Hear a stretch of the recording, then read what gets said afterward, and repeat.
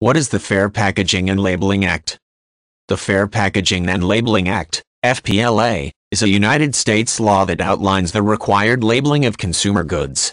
Implemented in 1966, the law has been amended to include standardized units of measurement that must be reported both in metric and non-metric units. The Fair Packaging and Labeling Act was created to help ensure transparency of consumer safety and fairness issues such as the actual content in a package or the name of the manufacturer. There are three primary provisions of the Fair Packaging and Labeling Act, all geared toward allowing customers to be aware of the actual contents in a consumer product.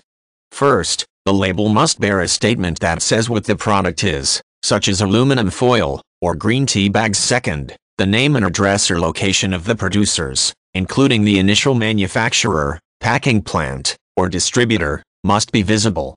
Third, the net contents of the package, given by weight, volume, measurements, or number of items, must be included.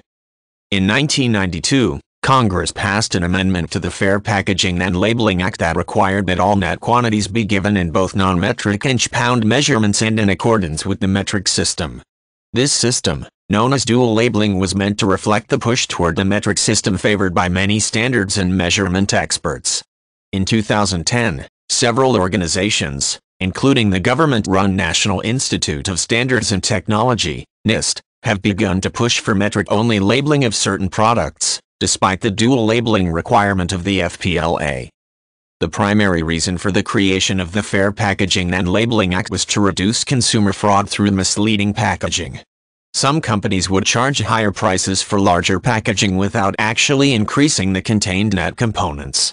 A cereal company, for instance, might introduce a box of cereal twice as large as the original at twice the price, but only include 50% more cereal. By requiring the net contents to be measured and published on the packaging, consumers could know exactly what they were buying. There are many types of products that are exempted from the standards of the FPLA.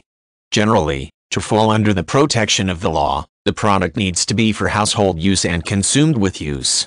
For instance, a roll of paper towels is usually made for household purposes, and is consumed every time a piece is torn off. Windshield wiper fluid, though it is consumed through use, is not meant for the household, and thus is exempt. Other exemptions include toys, school supplies, gift wrap, alcohol, and pet supplies. Hazardous materials, such as pesticides, fall under the jurisdiction of the Environmental Protection Agency and are not covered by the Fair Packaging and Labeling Act.